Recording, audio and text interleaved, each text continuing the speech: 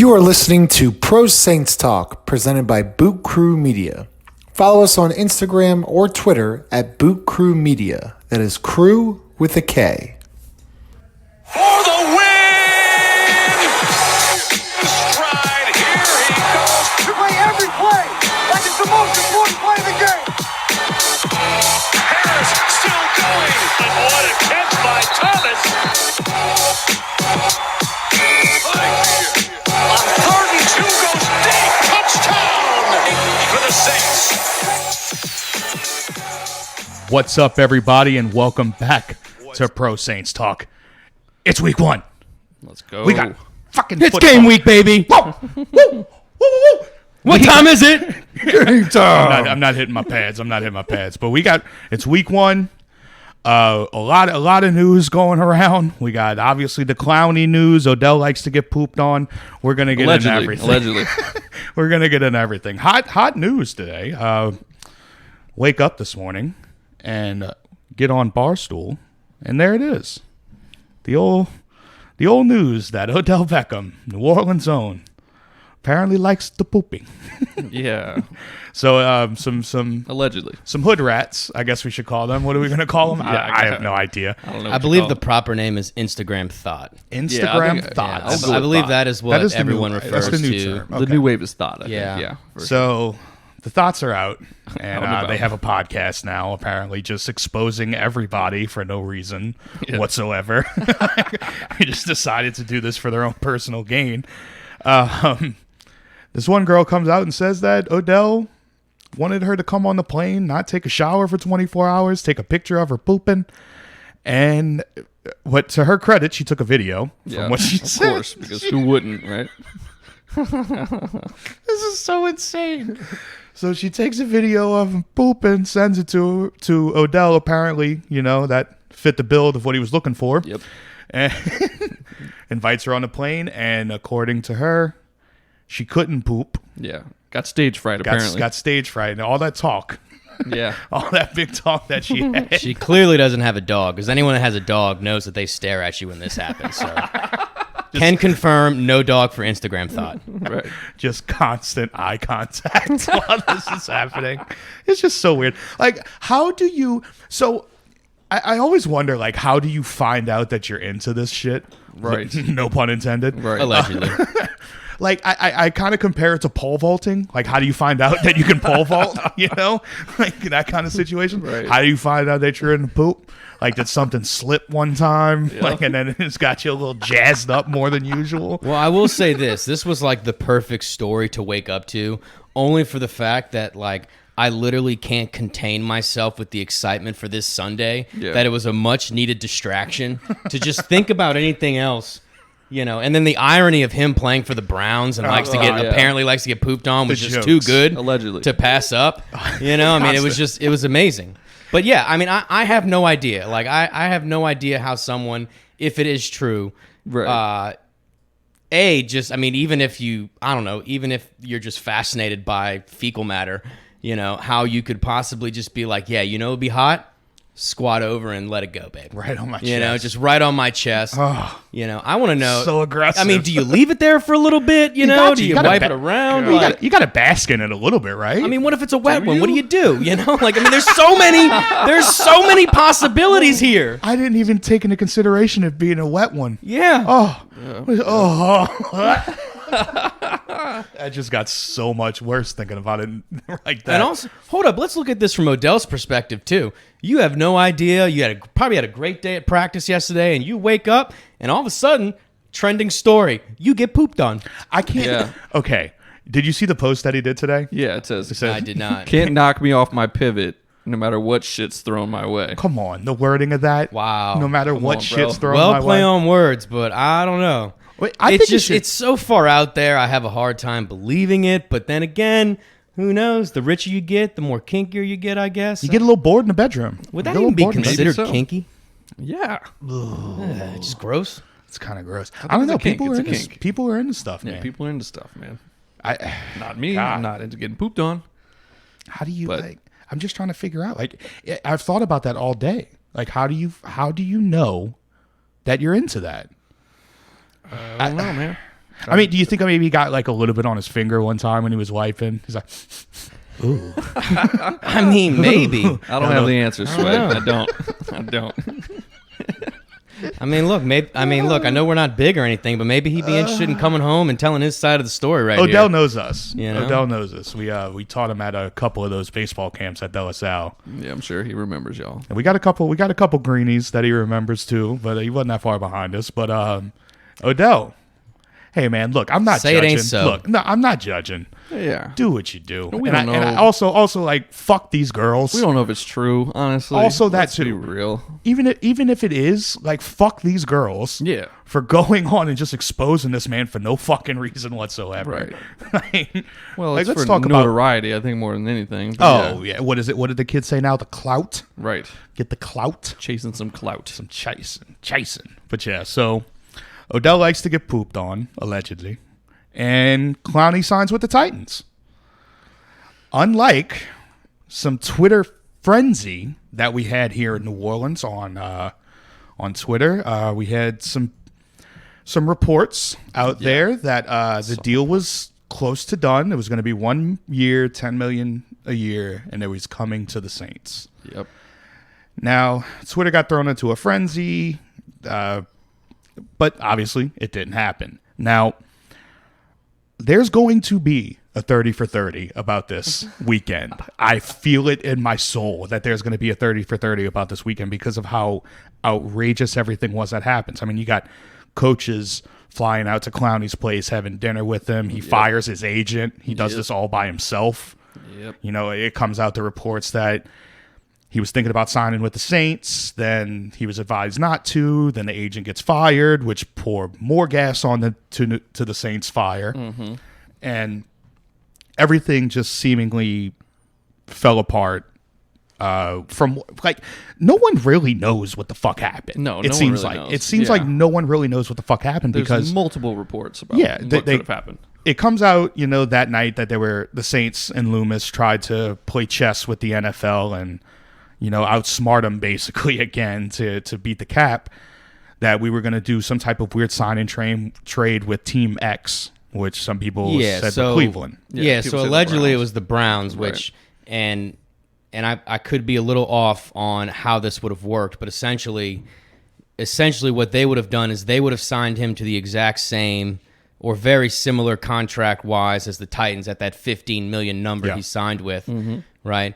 And then turn right around and sign him to and send him to us, right, for another player to clear up the cap space, right? And then also that way we could absorb that, but then the Browns would have also been on the hook for a portion of that money, thus allowing the deal to be made. Right. And so the Browns would have essentially been, you know how like a lot of times basketball people take on contracts just to, you know, expiring, you know, similar situation, but it would have worked out, but They would have gotten a pick also, right? A second round pick. They would have also gotten. They were saying a player also. Yeah, they were going to send it. So player basically, and a second round pick. Basically, what we were thinking was it was going to be Rankins in a second round pick. yeah, I mean, given his contract, you know, Right. that would have been my guess as He well. fit the bill on that one. Now, But then there was the next report, right? yeah, You know, that instead he would have ended up with the Ravens, right?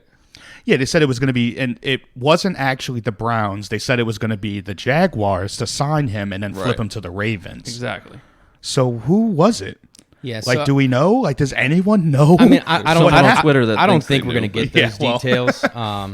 Perhaps some of these guys on Twitter with their anonymous sources can come through for us here. Yeah. I don't think we'll ever know, but Don't hold your breath on that one. yeah, I don't think we'll ever know. But I think what the issue came down to, and what I've read, you know, I haven't actually dug into the official NFL salary cap rules on this one yet, though I'd like to, is you fundamentally can't trade cash in the NFL. And so while the deal would have had the appearance of a legitimate trade, if you look at the overall substance of the deal, what we were essentially doing was trading cash. Right. So it would not shock me if, you know, very soon we see this type of situation addressed. But boy, talk about how clever that would have been and how, I mean, you know, I know a lot of people point to Clowney's sack numbers and they say he doesn't match up, you know, the amount of money you're paying him with the production. But when you just think, I mean, he is a disruptor on the defensive line. He has a lot of pressures. I think that's one of his biggest stats is the And amount then of pressures. And you bring in a guy like that opposite Cam Jordan, and all the other talent we have. Absolutely. It just makes the whole defensive line more stout. Well, that was like when it was first coming to fruition about, when the Clowney talks got actually a little serious.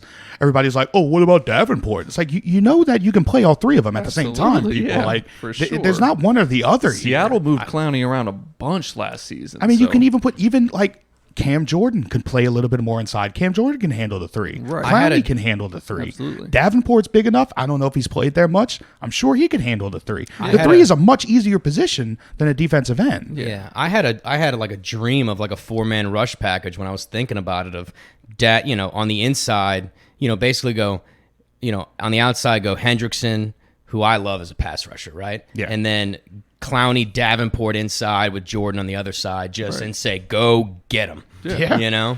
Could you Third imagine long. that? I mean, Clowney and Davenport at 6'6", 6'7", getting those hands up. Woo! I'm telling you, man, that was the whole thing. You can never have too many good pass rushers. And then No, exactly. That's it. Especially on a 1-year deal. Please Yeah. and thank you. But Right, let's go all in for this year. But then you got these dinguses. You signed Taysom Hill. Yeah. You signed Taysom, and you can't have money for Clowney now. Yeah. It's like this. It was these stupid. fucking people. They did the same argument with the Camara last week. Right.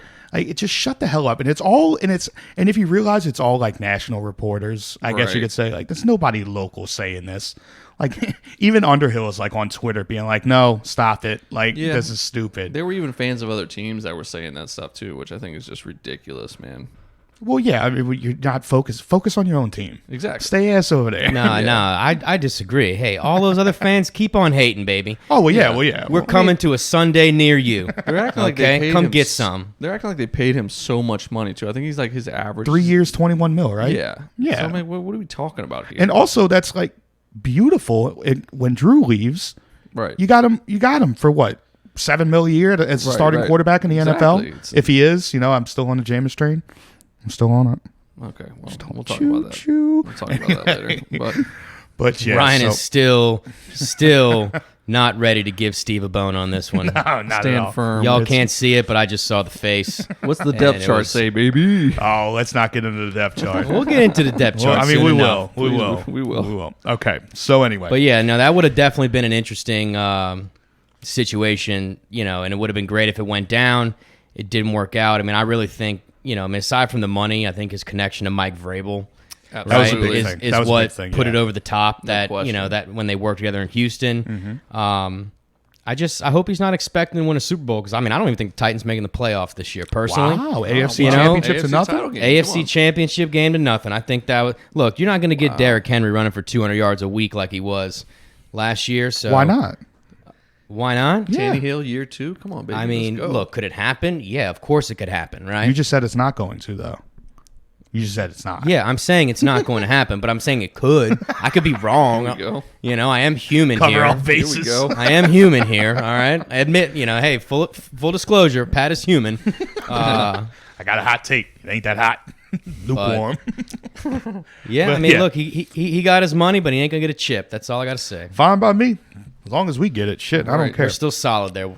So, yeah. All right. So, Odell poo-poo. Clowney to the Titans. Also poo-poo. Also poo-poo. Now, the important stuff. The roster, 53-man roster was out. Patty Wheels does his little prediction. And with no preseason and very limited training camp knowledge, he goes 45 for 53.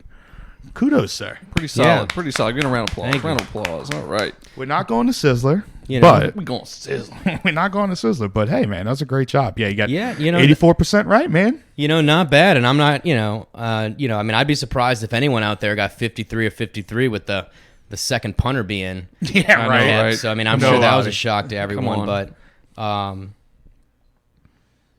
yeah, so I mean, we want to run through this here. We want to run through each spot. What Let's we want to go, do, brother. What you How got? you want to do it, Steve? Go ahead, brother. This is you. This was your All right, thing, so babe. hey, let's start off. So obviously, I think, as we pointed out, the QB room was kind of set before camp. Right. Drew Brees, Taysom Hill, Jameis Winston. I think the big kind of, I mean, I wouldn't call it a shock, but a little bit was that, we had Taysom getting listed as QB2 in front of Jameis. So Let's go. Yeah, like I said, we can get into that a little. I just think it's the more familiarity. And also, I mean, he probably outplayed Jameis. We didn't see it, but I think long run, Jameis may be a better one. We had my boy Underhill out there said it. He would bring him back to compete for the starting job. Yeah, so. I didn't think it was too much of a shock either, given Taysom's experience in the offense. Right, I mean, yeah. He had to look a lot better in, running, not just with the plays and his arm, but just commanding the offense, if you will. Well, he's also more of a weapon. You can run options with them. You have more of a package in the sense of different plays. Because you're obviously not going to put Jameis in there to scare the defense in any way. You're gonna. That's when you throw Taysom out there. He's gonna do his little thing, wildcat, read options, whatever the hell he does, catch a couple passes. Who knows? I'm not saying that he shouldn't be brought back to compete for the job. Trust me, don't get me wrong. That's not what I'm saying at all. My thing is you don't crown him yet, right? You don't give him the big money, right? So what is he willing to play for another year? Right, exactly. Give him the chance that he might not actually be the guy, right? So we talked about that ad nauseum last episode, but just clarification. That's right. all. Oh, I got you. He's gonna be the starter. So then we go, moving down, 3 running backs on the first roster: Kamara, Murray, Montgomery. No shock there. Yep. We're all excited for Montgomery. Absolutely. Dwayne Washington in COVID protocol. He was in our piece. Yeah. Right. But, they're expected to keep him, bring him back on once he clears that. The one I'm kind of kicking myself on was Michael Burton, the fullback, because he was the only fullback in camp. Yeah. Right? I felt like I was like, oh, man, you should have got the only fullback in camp, Pat. I'm telling you, we always carry at least one, man. We always think about it. The past couple of years, Zach Line. This is what happens when you overthink your roster prediction on a 4 a.m. on an Addy-infused bender. It's okay, man. We forgive you. Yeah. Receivers, 5. No shock, Michael Thomas, Sanders, Traquan, Deontay, and then Marquez Callaway. Yep. I like that one. Yeah, that was an interesting one. I'm happy we kept Rookie Lil out of Jordan. Tennessee. I'm happy we kept Lil Jordan on the practice squad. Yeah. Just because his name's Lil Jordan. Right. And but I thought that it was between him and Callaway or Fowler. Which, Did we bring back Fowler? Yeah, I think he's on the practice He squad. He practice made it squad, back to the practice squad. Clear waivers. So I think everybody you basically hit it on the head. We got all of them there. But that was a good one. The Callaway, he's a rookie, right? Yep. Yes, he's Rookie. the Undrafted. Was really good in the return game out of Tennessee. Yep. Yeah. A little. I think the shock came. I mean, he would have made the practice squad. It wouldn't have surprised at all. But the fact that he was able to outshine a couple of vets when it came to the running the routes and operating in the offense as a rookie without preseason. Right. Well, let's think about it too in the return game. Yeah, I think special teams plays a role in it for sure. Because but you already had Deontay. Harris, that's why But here's the thing: behind Deontay, Yeah. what happens if he gets COVID or hurt? That's like true. who's our return You need guy? somebody So back there. to have a guy who contributed a lot on special teams and who can also probably run the routes maybe a step better. Than Fowler or something like that. And let's not just think return man too. You never know. It could be a gunner. Could provide other things on the 4 core special teams. Yeah. For sure. Yeah, and obviously the big news there is, I hate to speak bad of the guy, but Austin Carr finally cut. How many years had that guy been on the team? We're not speaking turd bad that of will him. not flush. The turd that will not. He's just flush. one of those guys that I feel like I've been seeing him since the Super Bowl, even though I know he wasn't around that long. Just saying, he's just been. It's like one of those guys that for LSU baseball that you look back and you're like, oh my god, this dude's still playing. What is it? 7 years now. For the record, though, he's not totally gone because I'm pretty sure we signed him to the He's practice back. squad. He's actually back on the practice. So squad, anything could happen. You never know. You could see him back on the team here soon. He could come up. Yeah. Yeah. So tight ends, Cook, Hill, and Troutman. Excited about that group. Let's see. Tommy Stevens is gone.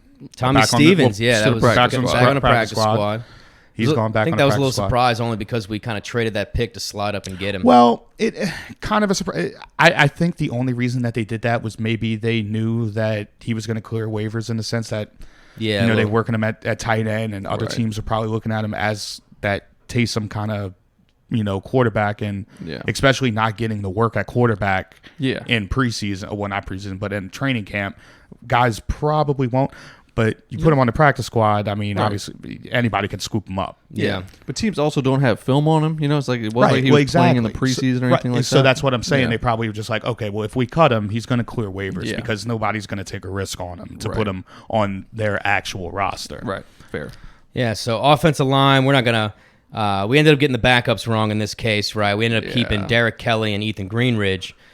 Kelly, young tackle prospect out of Florida State, but I mean, this all starts with the starting five, right? Yeah. Armstead's gonna be at left tackle, Pete left guard, McCoy.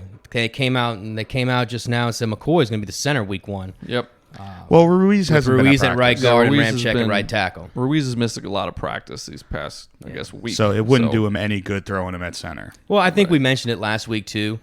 You know, McCoy having that experience right there at that center spot and what it requires, you know, in terms of, you know, maybe even though Drew does take charge in a lot of the protections, being that anchor spot, I think the experience, they like him there early. I mean, that's not to say that Ruiz might not be your long-term center option, but I think week 1, they're just a lot more comfortable there. For sure. But yeah, I mean, overall, guys, this offense, it's going to be the best we've seen in a while. You know, you got a lot of guys back. We won't have as many drop passes with Ted Ginn. We'll get into replacing that. him with Emmanuel Sanders. Huge upgrade. Weapons everywhere. You know, I mean, I'm pumped, man. I can't wait to see what we can do. Yeah. So defense. Who we got on defense? let's see. Defense. It was pretty. Defense. The only one on the D line. The only one we missed on was we had. We ended up going with Mario Edwards, who we ended up letting go. He got picked up by the Bears. Yeah, we went. Kind of a surprise. Honestly, we went with 10 guys, but they ended up keeping 9. Malcolm Roach, our undrafted rookie pick, made the squad. Yep. But yeah, I mean a lot of returners here. Jordan Davenport, Onyemata, Rankins. I mean, this is probably one of the best D lines we've had in a long time. Yeah, it's pretty nice, man. Just to have them together another year, and they were pretty good last year. So it's a healthy thing. Yeah, I mean, it's health. It's all about health. Yeah. Linebackers. I mean, obviously Demario Davis leading the way. Anzalone, no shock there. Caden Ellis listed as a starting Sam linebacker. That was a bit of a surprise, honestly. Yeah. Obviously, we don't get to see them practicing. So, so what's his deal? I remember last year during camp, they were really excited about him. Yeah. 7th round guy to Idaho, NFL bloodline. He got hurt last year. Is that? Yeah, he got hurt. Hurt his knee, I believe. And then you also got to think the other guy there would have been a rookie. So this starting depth chart, it's basically just to put him because they have to do one. I don't think that Caden Ellis in front of Bond is too much to look into. I think it's going to be kind of a revolving door at that position in the sense of packages and matchups and stuff like that. It's more of. I think that's just because they had to do it. I'm not necessarily saying that is he's going to be our starter. Yeah, but then again, it's hard not to get excited when you could think go about either way. You're right. How good we've drafted and how we've hit on some of these guys in the late rounds. Right. I mean, the dude's a tank, 6'3", 250, like 240, 250. Right. Big bar. I think he's going to do well at that position. It's just, can he stay healthy is another, Well, that's almost with a lot. I mean, Anelzone's got to stay healthy. Oh, God. Ellis has to stay healthy. Hendricks has to stay healthy. Well, and don't forget, at some point, we got Kiko coming back. Kiko's coming back as well later. Of course. And then, of course, we got Robertson back to lead the post locker room win dances. Amazing. Always seeing him right there front and center on all the Instagram videos. Right, of course. He's a special teams leader, so he's special teams captain. Yeah, exactly. So I don't see him going anywhere. Cornerbacks with 5 for 5 in the corners. I mean, no surprise. But Lattimore, Jenkins, PJ in the slot, P-Rob's back. I'd be curious to see how close he was to getting cut. He must have been right on the bubble. I'd be curious. P-Rob actually had a very good camp from what I was hearing. Everybody said that dude had a really good camp. I was honestly surprised, though, because I thought Keith Washington the second. I don't know why he just doesn't go by junior. But I thought he had a really good camp. I think maybe go with the younger guy there. Yeah, exactly. I think he had something like 6 interceptions throughout camp. So, I figured, they would just go with the younger guy. But, I saw, somebody tweet, this was probably Underhill, I think. Would we feel different about Patrick Robinson if he didn't have the history that he had? If he was having the camp that he was having this year, would we feel different about him if he didn't have this history with the Saints where everything is going wrong? 100%. Oh God, yeah, 100%. Yeah, but that's kind of a big part, though. It's like we've seen True. Captain hindsight. We've seen the spots where I mean, even last year, it's not like we were relying on him to be a 1 or 2 last year. No. Yeah, he was hurt last year, though, Yeah. so I'll fair give him a little more credit this year for being healthy. But Let's just hope we get 2018 Philadelphia P-Rob. That's what I'm talking about. Not every other year of his career. Right. Fair enough. Now, somewhat of a surprise, 5 safeties. 5 safeties kept. I mean, obviously, Jenkins, Williams, CeeDee Deuce, Swearinger, and then JT Gray. The way that the Saints use these safeties, it doesn't surprise me that much. I agree a with lot you. of guys up on the line, like Swearinger, big guy, good at pass They're rushing. Can get back there. interchangeable, right? Right. So it's not that, and also you got these guys that can play the slot. So Right. I think you basically looking at, rather than splitting it up between cornerback and safety, I think you're looking at 10 defensive backs. Yeah. Right. Obviously, Morris better naturally, dropping Right. back and the coverage and stuff like that as a safety, but it's more of a DB room. I would agree with that, in my eyes. Look at PJ Williams. He pretty much played safety most of camp. You know what Right. I'm saying? So, I mean, but they have him listed as a cornerback. And, I mean, JT Gray, that's strictly special teams. Let's be honest. Like, he's a great gunner. Him and Hardy, same thing. Like, they're just When you look at the strictly depth, you special can't teams. imagine he's going to get many reps Right. on defense. Right. So, I mean, remove those two from the equation, and that's pretty much your secondary room right there, right? Well, and you think about, I mean, Steve, you kind of hit on it. The amount of the versatility that this gives Dennis Yeah, Allen with some of these absolutely. guys that, particularly CeeDee and Swearinger, that can come down into the box Big and guys. play in the box, especially this weekend. We'll get into it, matching up against 2 big tight ends. Yeah. 3. 3 big tight ends. Yeah. The versatility there. I mean, guys, this is the deepest defense we've had since I can remember. What do you believe so. think? I believe so. I agree. Well, see, and one thing that DJ Swearinger said in his interview the other day was like, the biggest thing when it comes to Tom Brady is he's seen every coverage in the league, right? Multiple times over. You're not going to fool him. You're not going to fool him, right? So the biggest thing is to try to disguise what coverage you're in, maybe till the last moment. So, even if he figures it out, maybe he figures it out a second or two slower.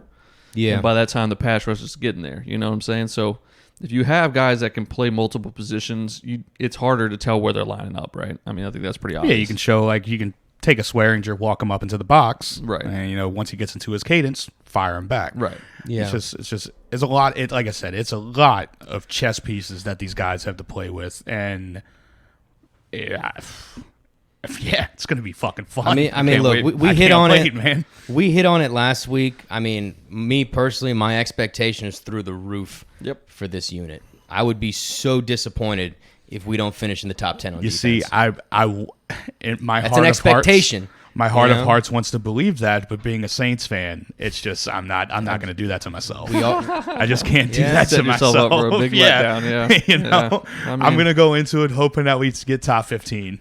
in the Right. league. If we can do any better, perfect. Sometimes you just got to get your heart broken, okay? We can get our heart. Yeah. What am I about to be 32? I've been getting my heart broken Yeah.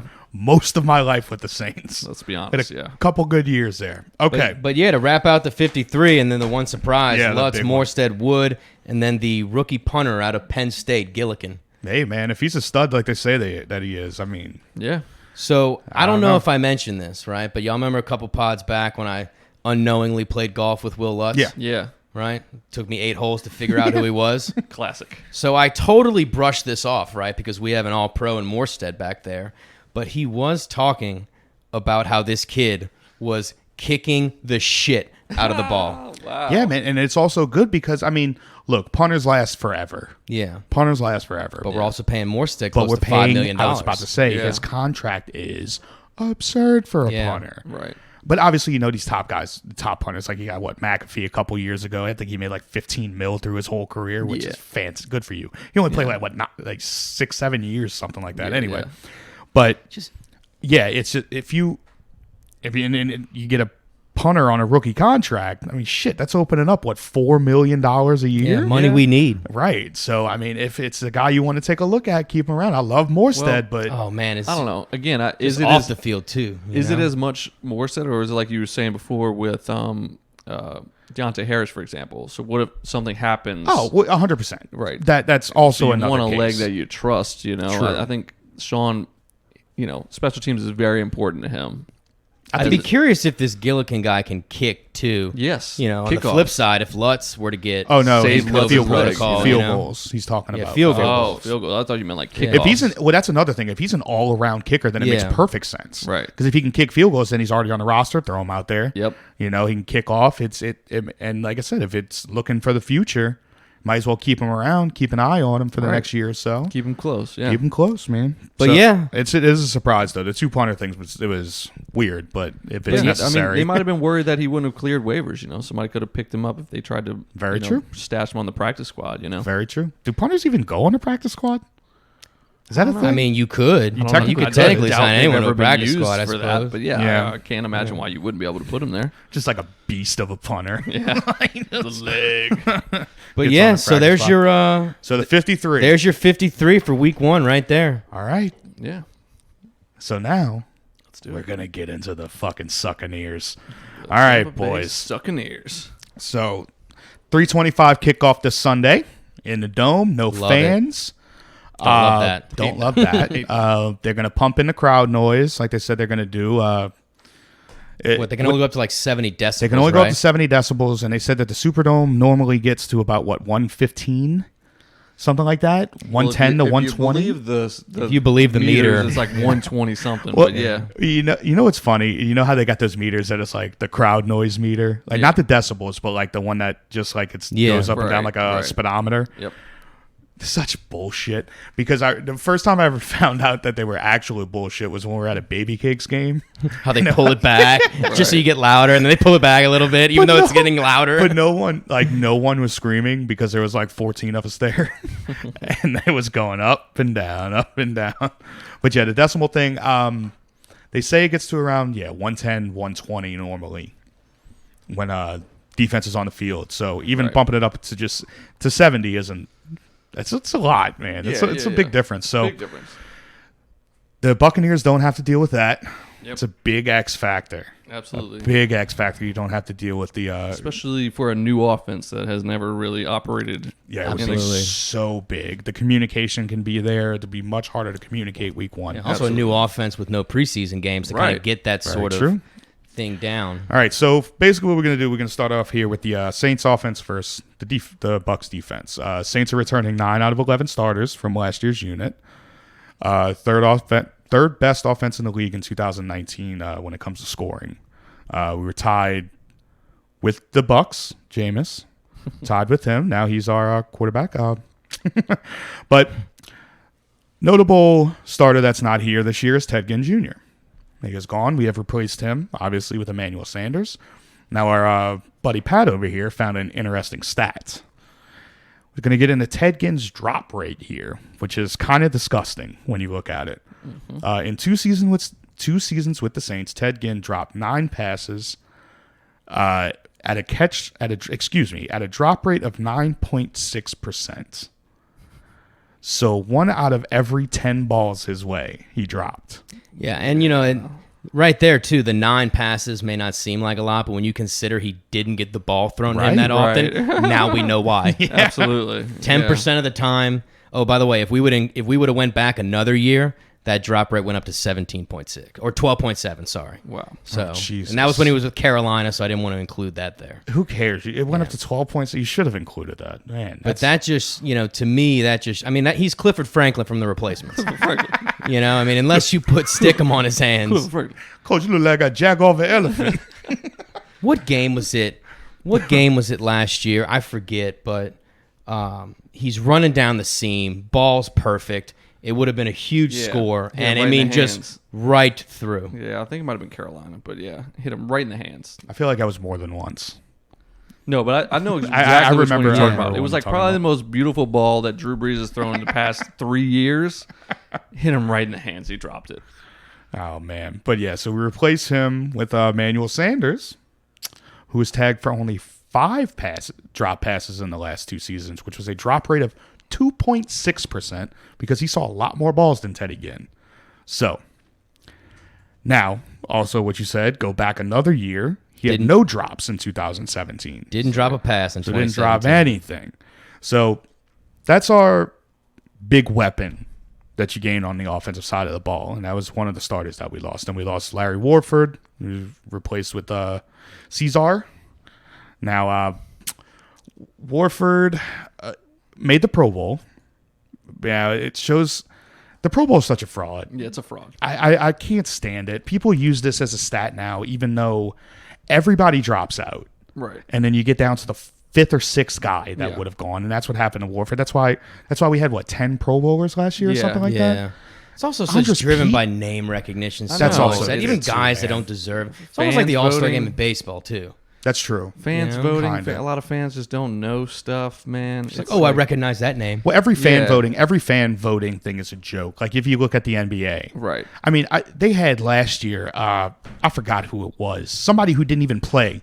Yeah, like all year was in second place voting for the All-Star. I don't remember who it was for NBA. Well, it's like fine to let fans vote, I think, but it's like let's stop using it as a stat to be like, hey, this guy is absolutely. Oh God, they shouldn't even include it. They shouldn't even include it. All pro should be the only thing that's included. Pro Bowls, get that out of here. Right, all pro's the big one. All pro is definitely the big one. All defense, all offense, all of those teams, quote unquote, first team, second team, all pro. Yeah, I think we should talk about those things.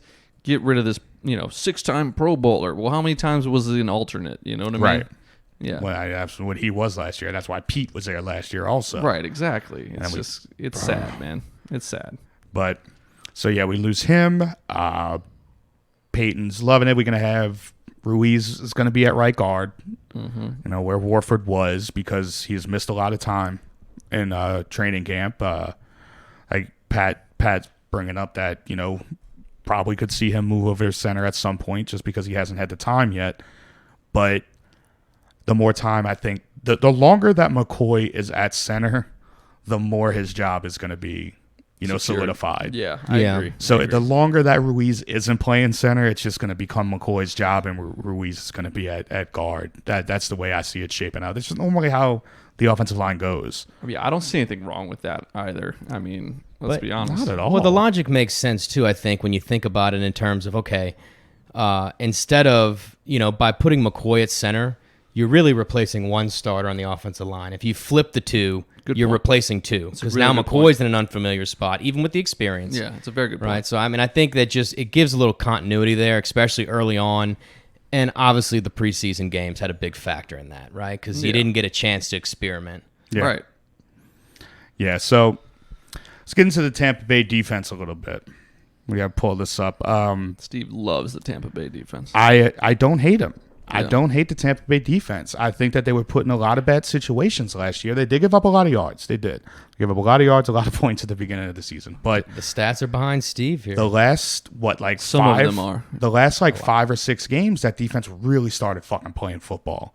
Yeah. Really started playing. Now, and it should be noted against two pretty, 4 of the 6 were top 15 offenses. right. So yeah, we'll get straight into that one. So, like I said, they weren't bad, and over the last 6 games, they just played phenomenal. And like you said, they played against Atlanta twice, Houston, and Detroit. Those are the offenses that they played well against. Detroit. What? They had a good offense. Their defense was garbage too. There's a high-powered offense in Detroit. But anyway, they finished the season 4th worst in the NFL, despite giving up the fewest rushing yards. Mm-hmm. You got that, so it's going. Where are we at here? And so that ranking, that 4th worst ranking, that's based on points allowed. Right. So that a lot of that had to do with they had a guy that threw 30 interceptions last year. Of course. Right, and giving offenses a lot of chances. Yeah. The front seven they bring back of course is it's a very good front seven. Personally, I think, and this is probably a common thought, I think Levante David is one of the most underrated linebackers in the NFL. I would agree with you. The 100%. guy makes plays. 100%. But yet I looked at it, 1 Pro Bowl. Again, why Pro It's Bowls bullshit. are stupid. It's so why Pro bullshit. Bowls are stupid. Absolutely. And He's then definitely a top 5, top 3 linebacker in the league, let's be honest. Devin White is a sideline to sideline. He's going to be a problem. He wasn't healthy for the first game last year. Yep. Was healthy for the second. Yep. While the front seven is solid. Yep, here it comes. The front seven is solid, and I'll say it, Patty. Well, no, I was going to say I don't looking at all the guys they have, there's not really one guy that scares me though. In terms of, for example, if there was an Aaron Donald that was we were going up against, right? True. Right. While it's solid, I don't think that we're going to have to necessarily scheme around a guy, or I think the whole playbook's open this week. I disagree. Okay. Shaq Barrett. Now, he did not have a sack against us last year, and I think that was because it was a lot of game plan around him. I think a lot of game plan was around him. You can shake your head all you want over there, motherfucker. I think it has a lot to do with a guy named Ryan Ramczyk. Here we go. And And Teron Armstead. That's what I was getting at. Now, our tackles are all world. They're really fucking good. But Barrett had 19 and a half sacks last year. Yeah. 2 games. Take away our 2 games. That's in 14 games. Yeah. So Yeah. How many were multiple sack games, though? I don't have that in front of me. But anyway, 19 and a half sacks in 14 games when we take that away from him. I think seeing him twice a year helps, obviously. I think knowing the Tampa Bay defense twice a year helps with playing against him. I think there is game planning around him. I don't think it's 100% wide open. I think that he is still he's still got to be in the back of everybody's minds. You also have Ndamukong Suh, and the probably the best name that I love is Vita V. It just sounds fake to me. But anyway, you got them up there. And then JPP also on the line. He's got 3 fingers, but hey, he's still getting some sacks here and there. Their front 7 is ridiculous, like we've stated a couple times already. Yeah. I think there absolutely is game planning around these guys. And especially that the secondary only has 3 returning starters. 3 returning starters in the secondary. And so you got some turnover, except for who's the guy they drafted? Antoine Winfield Jr. Yeah. Yeah. So you got him back there at safety now. But I honestly think that the game planning for this is completely around the front 7 of this defense. Well, look, I think the point that I was making. Go ahead. The point that I was making though was when it come to game planning around him is that more so that I don't think we should.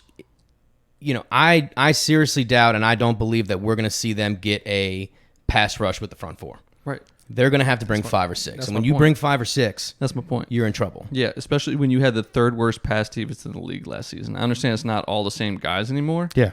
But like these guys never played together, right? So you think all of a sudden they're just going to become a really good secondary? If we're able to keep Drew Brees clean, I think he's still going to tear him up. I mean, let's be honest.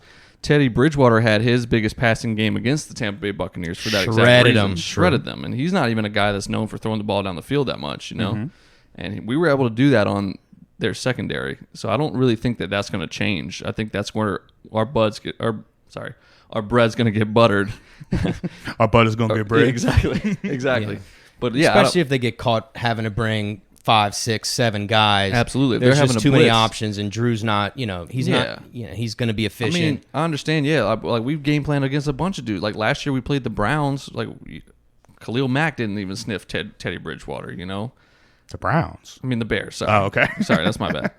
The Bears. When we played the Bears last year, Khalil Mack didn't even sniff Teddy Bridgewater, which is Right, but that's what I'm saying. I think there's game planning around that, is what I'm saying. I don't think it's wide open, is what I'm saying. That's why we played so well against these guys. I think that our offensive line and our game scheme to keep these guys, especially going, like you're saying, if you bring in 7, Drew Brees is going to get you 5 yards a pop. Dump it over to Michael Thomas. Oh, he only runs slant routes. Okay, we'll stop it. right. Yeah. So like that's there, and that's what it is. I don't think that's what I'm saying. I don't think it's completely wide open. I think that there is game planning around a defense, especially when their secondary is the weakest part of that squad. I can almost guarantee you right now we're going to have more passing attempts than we'll have rushing attempts. Let's be honest. Yeah. Oh, I'm not doubting that. We're going to try to attack their weakness. That's what I'm saying. It's going to be those short 5-yard dumps. It's going to be short gains. It's going to be all, bring 7 at me. I want you to bring 7. That's what I'm getting I'm at. with Pat. I think the offense is going to be more open against this team than it's going to be against teams that have a better secondary. Like teams with a better secondary, you can't open the playbook all the way. You can't throw the ball downfield like against Seattle or something, for example. Pass rush I is think we're bigger getting a than little coverage. lost in translation We on the may term be. scheming around, right? I think we're all kind of saying the same thing. We're just kind of scheming around Yeah, is like you're always to scheming me. around is like we're leaving in 3 extra guys to block Shaquille because Barrett, that guy's which- on the right, we're which going left. I don't think that's happening Yeah, at all. or we're going maybe max protect more often. Right. I don't think Right. that's happening. Yeah. Well, yeah, I think we're saying different things here. Yeah. Well, That's my idea. When you say like we're scheming around a guy, like Pat said, you're not going to run to his side. You're going to put extra. You're going to bring in the heavy guys to put an extra tight end. You're leaving it back into block. Will versus buffer, yeah, exactly. Chipping him as we go out and stuff like that. You see what I just don't see it. See what I'm saying is, this is what I'm saying. You show that look with the two tight ends, and then that's when you bring them up. You bring everybody forward. You bring those 7 guys up to where you think they're going to run, and that's when you do a little play action pop over the top, stuff like that. Like you're using their best players against them. I think that's just Selves. football. I don't think that's necessarily Right. game planning against them, though. I mean, you just. But that's what it is. I mean, if it's you want to attack the we have a secondary, different you want definition of game plan against. Like game plan against is like you're playing against J.J. Watt, so you're constantly keeping a running back in to block. or you're helping Okay. helping with the double. Yeah, You're I helping see with the you. double on the outside with Right. For example, I know I think if you look at when teams play Aaron Donald in the middle and he's double triple, the guy still gets plays. It's Right. amazing. He's one of the best, but literally like the blocking scheme. I think when I say we're not going to scheme quote unquote as much is. I think we're going to see a lot more straight up blocking in terms of we're comfortable with our talent on the offensive line to handle what they're going to bring. Yeah, I'm saying I get what y'all saying now. Yeah. Scheming. I guess I'm going more game plan. Yeah, I would say game plan is what you're talking about. There for we sure. go. Yeah. We're straight now. Now, Okay. to me, the interesting thing in this game is going to be how does Sean Payton start it, right? So, looking at and bringing up what you said with the secondary, I think Tampa's coming in is going to want to get that pressure early. Yeah. Right. Yeah. I'm going to go ahead and go on the record and say our first pass is going to be the patented slant to Michael Thomas. Yeah. Right. For a 5 yard, 12-yard first play. down. Right yeah. off the bat. But I personally think early on just to put pressure on the other offense early. I hope we come out and we're aggressive. Mm-hmm. Right. I hope. agree.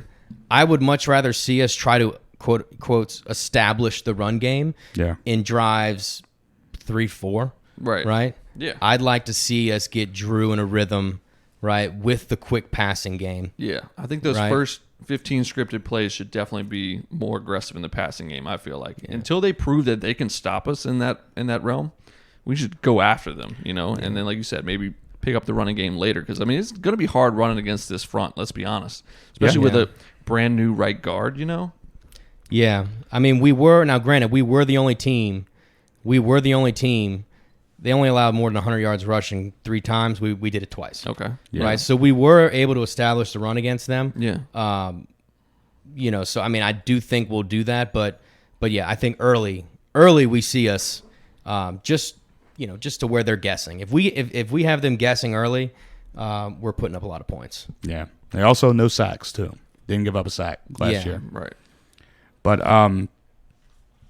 you got this. It's gonna be fun to watch them against this defense because, like you said, this defense is another year in. It's stacked name wise in the front 7. You got the secondary is the weak spot. They got some new guys in there. We'll see how it goes, man. It'll be interesting though. Just one last point on this. One last hitter on this one. I am going to be curious to see how Kamara does. I mean, not even contract related, but I think a lot of where he gets his bread buttered, right, is getting out the backfield into the flat, making guys miss. Right. Kamara versus Devin White's going to be an interesting matchup to watch because White runs like a safety. He's absolutely 4-3, 4-4 guy. He's an athlete. He's a missile, right? So that should be something interesting to watch. If Kamara beats White, then we're in for a lot of points. Yeah, these linebackers are athletic. Yeah, absolutely. In Tampa Bay, they really definitely are. the strength. Yeah, it's kind of they're going the way of the league though. Yeah, you see this now. You don't see those big brawly too many of those linebackers now. You need to have coverage, of course, because this is a passing league now. It's a passing league. Every linebacker has to cover somebody, and that's why Demario Davis for us is such a fucking godsend. We need athletes, man of God. Even Anzalone is an athlete. Anal zone. You need those type of guys in this league, like you said. you're going to get smoked at linebacker if you don't. I mean, look at Craig Robinson when he first came over, man. We were all so high on him. I have never seen someone running so far behind receivers I know, man. like him. He was so bad in coverage. I love him. He's fantastic on special teams, but God, in coverage, he was a straight-up liability. And thank God he's not out there doing that so much anymore. But we got I think you hit the nail on the head in here with the X factor. It's for our offense is straight up that we have been together. For a long time. Like, we've been together for a couple of years. We got everything down. That's the advantage for us not having a preseason or a true camp, and brings us into the Tampa Bay offense against our defense. Now, this is the most continuity is a big thing in this league. Continuity definitely is a big league. It's going to be important. This fucking offense, man. I'm just so tired of hearing about him already. I mean, they got a lot of names. This is a goddamn super team like Philadelphia had, back in, what it was a couple years ago when they were talking about that they had a super team, and I don't even think they sniffed the playoffs or whatever it was. But obviously, you bring in the names. You got Tom Brady. That was the big one. Gronk comes out of retirement to go play with him. Not scared of him at all. He's got a year off, lost a bunch of weight. Saw him doing some bullshit on WWE wrestling. Yeah. He did some stupid game show. Hasn't played football in a while. He hasn't played football in a long time. Obviously, he's saying all the right things. Of course. Yeah, sure. I mean, how he feels great, that the body healed up. It probably did. I mean, you take a year off. Yeah, you're gonna. I don't know if he was giving a plug for old Tom, but he was like, "Oh, I started the TB12, and that's what brought my body back." Or just a year of not getting absolutely over the middle, getting smashed by linebackers. I mean, isn't that why he said he retired? Like, his body was just literally. He said that he said he wasn't having fun. Yeah, what did he say? I didn't like it. That's pretty much it, man. I didn't like it. I'm gonna go party. Right, do all exactly. this blow off of girls' butts. Right. But yeah, he's there. Yeah, so he's back now. I tell you what, man. You got let's get into that. You got Shady McCoy gets picked up. Yeah. Obviously Godwin's there. Mike Evans is there already. Then the big news: Leonard Fournette gets cut by the Jags and just souped up. Is there anything worse than like guys you loved at LSU watching them go to a division rival? Devin White. Yeah, it sucks. Deion Jones. Jones. It sucks. It's like they always seem to end up in the NFC South. No doubt. Go somewhere else. For real. Get the fuck out of here, dude. Leonard Fournette, like you said, he's a big name from LSU, but just picked up. Basically, they're going to give him the ball. It's going to be so easy for him. It's going to be almost predictable for us when he's going to be back there unless they do it. Agreed. It's not going to be much. Maybe a couple swing passes, maybe something. He's not going to be involved in too much protection unless, it's easy something maybe like you see him in the shotguns where he can communicate with Brady back there a little bit easier. I would see him being used more as a decoy more than anything this week. Yeah, probably around the goal line too. Like think. For sure. Definitely use him as a goal line decoy or hand it to him. Pick up the offense. Well, what I was getting at, it's going to be a lot of straight up runs. Yeah, like straight up runs, read the hole like a belly gut kind of play, or just straight through. Like a like a 26 play action. Right. It's going to be simple for him. And Arians already come out and said that Ro Jones is the guy, that he's going to be the guy week one. Which I think a little bit of that is showing support for your guy that's been there. Could also be a little smoke and mirrors. Yeah, and then also, Bruce Arians is a really good fucking coach. He knows exactly what he's doing over there with everything that he's saying. He's been known for bending the truth a little bit. Good. So, I think we'll worry about. I think we'll worry about Booga more in the second matchup with these guys. Agreed. Yeah, it's like I said, it's going to be a lot of straight up runs for him. He's going to get in the game. But, yeah, it's going to be a lot of straight-up stuff for him. I'm not worried about him now, but I am worried about him because I have him on fantasy. Every year, dude, I pick somebody who either gets, immediately released or half of their body blows up. Well, every goddamn year, I suck at this. At least he's on a team, so. That is true. Yeah. Well, I figured he was going to get picked up. Right. Big name's not going to just go sit on the bench. He didn't get hurt, at least, so. True. That is true. All right, so our defense. Let's go. Let's get into that. Our defense here. We got 10 of 11 starters coming back this year. Awesome. The only one that we lost is Von Bell, who was replaced by Malcolm Jenkins. So I don't really think that's a downgrade, in my opinion. He's a little bit. He's older. He's older. About even. it's older, but his head is just so much better when it comes to. I think he's reading definitely going to offenses. bring more of a captain's mentality to the secondary in terms of communication, seeing things before they happen. And then it's perfect because now you have that guy on every level of the defense. Yep. You got Cam in the front, you got DeMario in the middle, and now you have a Malcolm Jenkins in the back. Yep. It's Vocal leaders. beautiful. When was the last time we had something like that? I can't tell you. Well, not just that. How many times do y'all feel that y'all are watching games when we get like burned in coverage and, you know, when they show the replay, you kind of see guys looking like they're yelling over. There just seem to be confusion at points. Yeah. Even at the Dome, you can see it. Like, you know, they're getting together after, like, why are we having this meeting now? Like, we should have had this meeting before this bomb you guys gave up, you know? Well, I think what Jenkins brings is now every guy in that defensive backfield, they know where they're looking. They're looking at Jenkins, and he's the one that's right. And we said accountability, man. Right, and I said this on the last one. Just knowing what's over the top of you. Right. Like as a cornerback, and you know you got Malcolm Jenkins behind you. I mean, and most of the time he's not going to be out of position. So as long as you make your play, he's going to make his. So it's just having a captain or just a ball hog back there. It makes everyone else feel comfortable too. Right. Von Bell wasn't bad. No, he wasn't. A good ball player. Year he had a last great year. year. That's why he got the contract he got. Right. Got a lot of turnovers, you know. good for you. Yeah, good for Vaughn. Got paid, baby. Go make that paper. Yeah, I think you're right. Like just having a guy back there who's seen a lot of football, Malcolm Jenkins, you know, being able to get us in the right checks when we need to is something that, you know, not saying Von Bell was terrible at it, but, you know, he's a young guy. Well, he just hadn't been around. Long exactly. enough. You can't do anything to make up for experience, right? So yeah. Yeah, and then we got some key contributors back. We got CD Deuce, the artist formerly known as Chauncey Gardner Johnson. Chaucer? Did I say Chaucer? You'll get it. I'm so bad with names. Figure it out.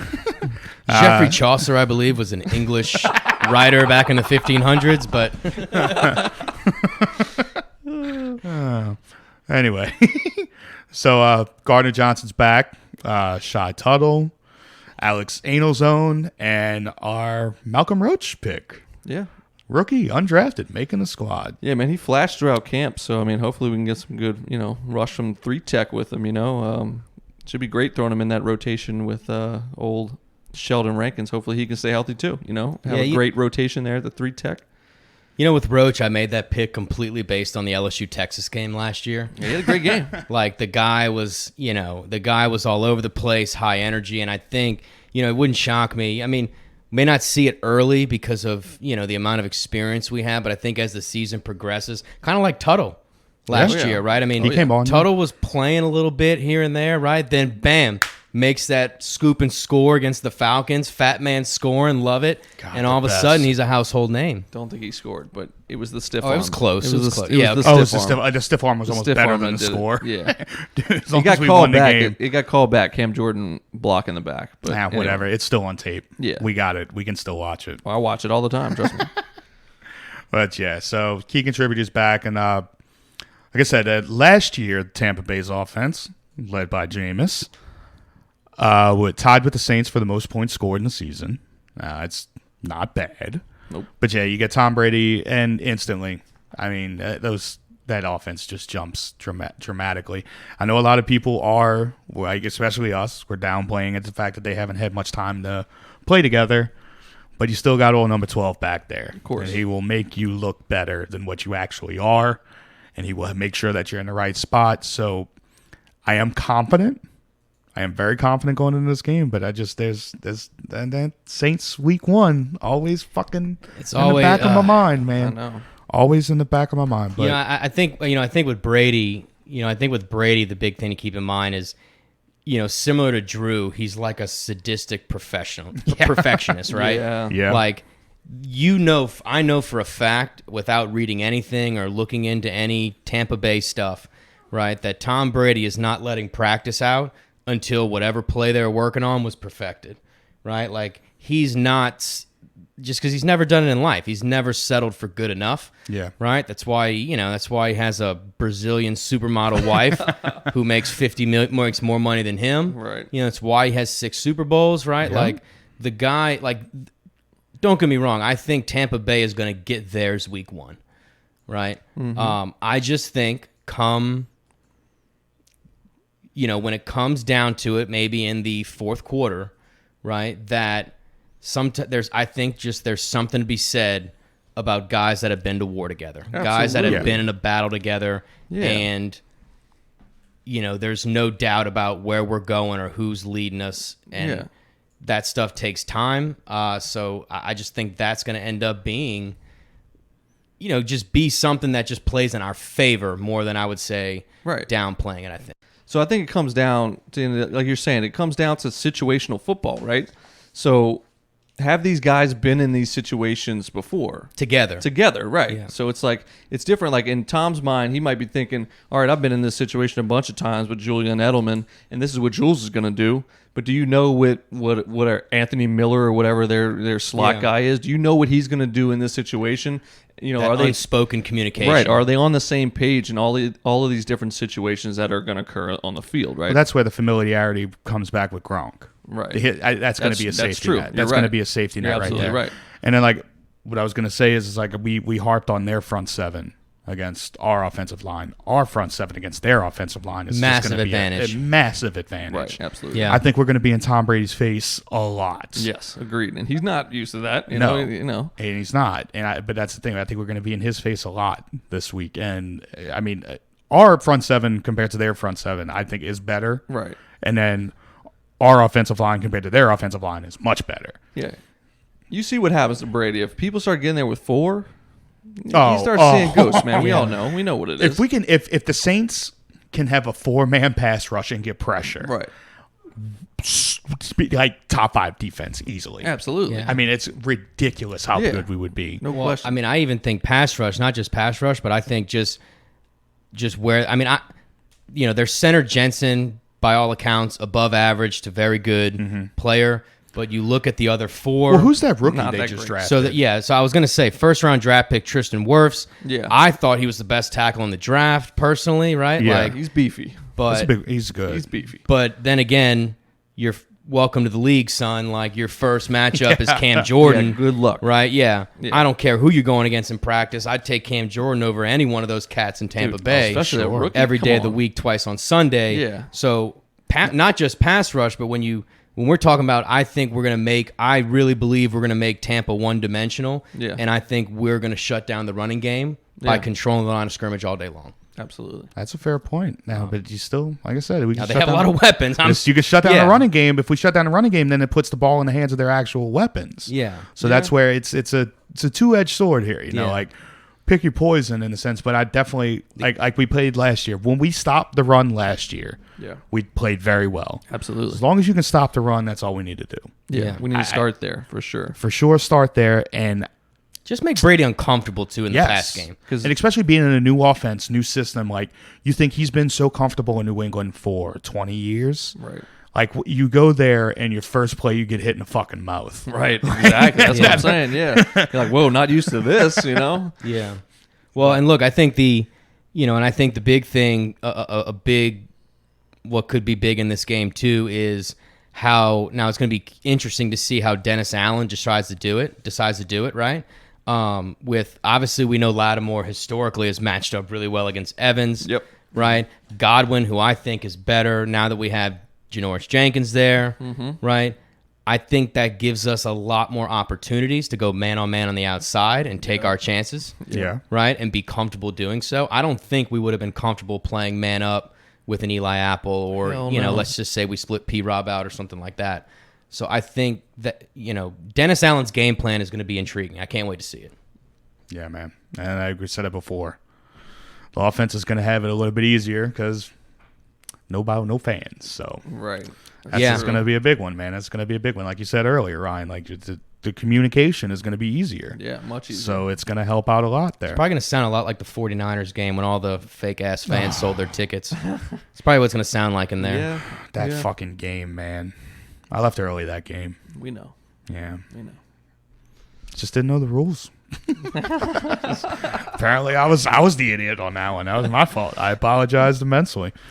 But should we get picks in here or what? Yes, I was about to say my my prediction. Here we go. My prediction. Didn't know we were doing picks. Okay. All right. So, my prediction for the game, after all the shit that I've talked, nice. going 35-31 Saints. Okay. I'm going 35-31. I think it's going to be a little bit of a shootout, but I think we'll be up 35-24. They drive down, score, and then we run the clock out at the end. That's what I'm hoping for. I had a similar. Is that covering, by the way? I don't know what the spread is. 3.5. We're getting 3.5. We're getting 3.5. At least that's the last I saw it. It could have changed. As long as we cover. Yeah. I got us 34-27. 34-27. Okay. And I think I really do think that we're going to establish a lead in the third quarter, but I think we're gonna see Brady make some plays, kind of at the end a little bit. It's inevitable. He's gonna make plays to make it close, but I think we're gonna jump out in the second, third with a comfortable lead. And I think the defense will make the stop when they have to. We win by a touchdown. Lovely. I think I'm going to go 28-24, man. Bucs. Yeah. How do we get there? The Bucs. You calling the Bucs win? No. Obviously, the Saints win. We will never predict the Saints to lose. They're going 16-0. It's just not going to happen. Just prepare yourself. If you listen to the whole season, they're going 16-0. I mean, I think that the Bucs will make it a game kind of late, but I mean, I just think we're just too much, man. We're too much right now. It's our season, man. Destiny's calling us, bro. So, yeah, I originally had 35-24. Yeah, I just don't know I if think it's going to be closer. Yeah, I don't know how high scoring it's going to be either. A lot of teams are like, or a lot of people are hoping for a shootout. I mean, obviously it'd be great for fantasy. I mean, I have Drew Brees and Kamara, so like, come on, let's do that. I'm not mad at that. I got Mike Evans in both my leagues, right? So a lot of people want a shootout, but I'm not so sure it will be. You're probably right. Yeah, it could be a low scoring game. You're absolutely right. Yeah, it's two good defenses. And like we've talked about before, like defenses are normally ahead, especially with no real training camp or preseason. So absolutely, right. Defenses are normally ahead. So it could be fucking 7-0 for all. Yeah, you never know. Man, can Sunday get here already, dude? God, I'm so hyped. I'm so ready. I'm for so this, hyped. Man. I might record myself doing like a pump up speech for the Instagram. Please do. Oh my God, Yeah. yes. I mean, yes. Let's do that. Like veins popping out of the neck and everything. You know? All right. Can we get you a little sauced up before we do it, so we get like those? Yeah, we can do it. We'll really let it flow. Those videos of you working out in your backyard with the bull. Yeah, that was a weird day. My man started. My man went golfing. Hey, there's a Saints podcast here. We don't need to talk about Patty being drunk.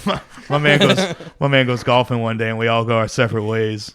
And then about probably like an hour later, we get videos of him in his backyard challenging Bryce to push-ups while taking slugs of a Jameson bottle as I do it. In his drawers, too. In my drawers. In his drawers. Like a shirt and drawers. Kind of Winnie the Pooh in it there. Just love it. I love it. Yeah, so 35-31 Saints win on Sunday. Again, 3:25 start. Yep.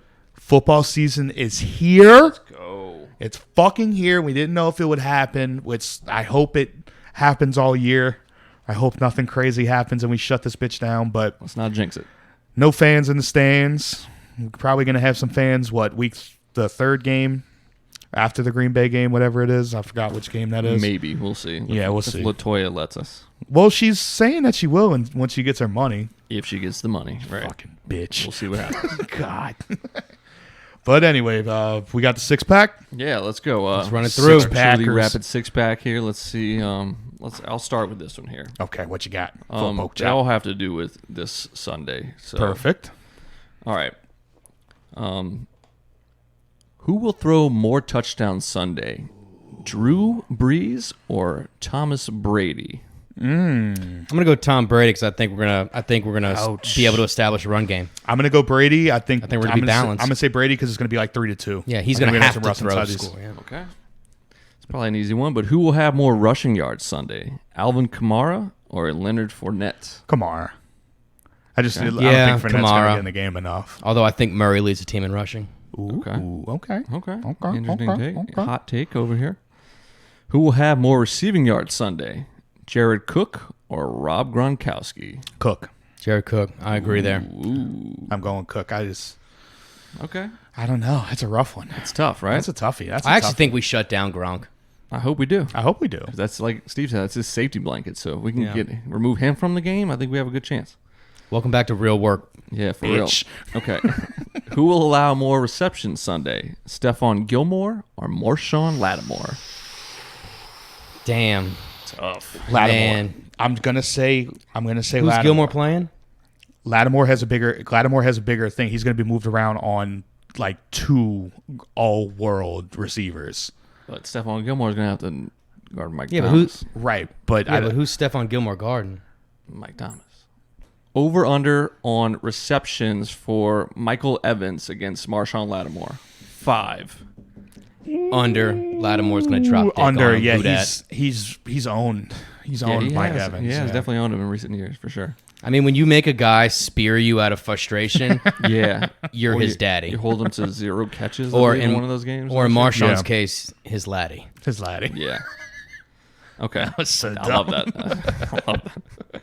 Okay. my Over laddie. under on false starts for the Bucs with fake crowd noise. 3. Oh my God, under. I'm gonna but go if they over. have one, if they really over 3. I'm going to go over. I mean, teams have false starts at their own in their Yeah. home stadium sometimes. Right, but that's what I'm saying. I'm going to say over. First 3 game. is a lot. 3 is a lot. is even not on the a road. lot. That's Yes, not it a is. lot. Hey, look, being bold here. I'm going over. Okay, They haven't played And, I'm- together before. and Tom's going to Going be pissed under. about it. You think they don't know his cadence in game time? Let's be honest. That's something you pick up easy. Okay, buddy. Cadence is probably the easiest thing to pick up on your quarterback. You say so. But right. I'm going All under right. on that one. So All under right. 3. Last 3 is a one. lot Take it of home. offsides Last penalties. one, guys. Does Will Lutz have to bail us out with a 50-yarder, 58-yarder to win the game? Probably so. I sure hope not, and I'm going to History say shows. no, but hey, would you rather have anybody else nail it? Hell no. Big, Let's go. Big nuts Lutz, Big baby. nuts Nuts Lutz. Lutz, babe. But yeah, it's All right, guys. That's all I got. that's it, baby. Just 6-pack. Yeah. 6-pack. But anyway, so Saints are gonna win. Duh. And we'll be back here next week breaking down whoever's next, and we can fuck up. Yeah, we'll see y'all at 1-0. Yeah. So Let's go, baby. Who dat? So everything that we got wrong here, I don't want to hear shit about. All right, shut your mouth. Shut your mouth. All right, guys, let's get the fuck out of here. I dat? love you all. Go. Week 1, let's get it. You are listening to Pro Saints Talk, presented by Boot Crew Media. Follow us on Instagram or Twitter at Boot Crew Media. That is crew with a K.